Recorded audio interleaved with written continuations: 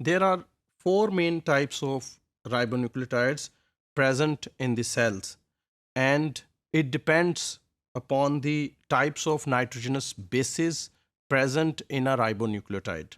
You know the structure of a ribonucleotide. There are three components. One is pentose sugar, ribose sugar, the other one is phosphoric acid, and the third one is nitrogenous base. The two components, that is phosphoric acid and a ribose sugar, they are same in all the ribonucleotides, and the only difference is in the nitrogenous base. So as you know, there are four types of nitrogenous bases present in a ribonucleotide. One nitrogenous base is present in one ribonucleotide, but overall there are four types of ribonucleotides. So there are four types of nucleotides which are present in a ribonucleic acid. These four types, they depend on the type of nitrogenous base. As you can see, this colored portion is a nucleoside.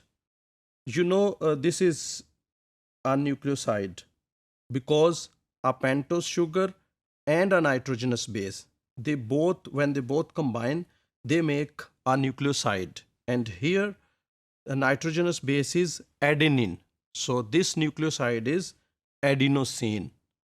And when to this adenosine a phosphoric acid is attached, it becomes a nucleotide. So this adenosine becomes adenylate. Let's move to the second type of ribonucleotide present in the nucleic acids. Here it is guanine. So in this colored portion, a guanine joins with a pentose sugar and they make a guanosine. And when to this guanosine a phosphoric acid is attached, it make a guanylate. So next, here are two other types of ribonucleotides. Again, this colored portion is a uridine because the nitrogenous base present here, this is uracil. So to this uridine, one phosphoric acid group is attached and it becomes uridylate. This is third type of ribonucleotide present in the nucleic acids. The fourth and the last type of ribonucleotide is cytidylate. In a cytidylate, the nitrogenous base is cytosine, and this pentose sugar and this phosphoric acid is present. So when a cytosine attaches with pentose sugar, it makes cytidine. And when to this cytidine a phosphoric acid is attached, a complete nucleotide, that is cytidylate, is formed. So these four types of ribonucleotides are present in the ribonucleic acids. Next, how these ribonucleotides are joined together, because I said ribonucleic acid is a polymeric compound. So many ribonucleotides join together to make a molecule. So here you can see this is one ribonucleotide and this is second ribonucleotide. So in this ribonucleotide, one phosphoric acid is attached to its 5 carbon, and this attachment is through ester linkage.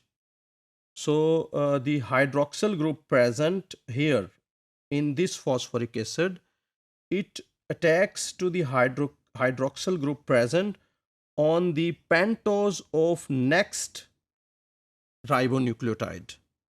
So in this way, a condensation reaction takes place here. A water molecule is removed, and here you can see these two ribonucleotides, they join together and they make a dinucleotide, in which these two nucleotides are linked together through phosphodiester linkage. Why this is called phosphodiester linkage? Because Here one phosphate group is present, and this phosphate group, it is linked with one pentose with a ester linkage, and the second ester linkage is present here. So whole this is one phosphate and two esters, so it is called phosphodiester. So in this way, a polymeric compound consisting of many ribonucleotides are formed. So in this way, many ribonucleotides, they join together and they make a polymeric chain, which is called a polyribonucleotide or a ribonucleic acid.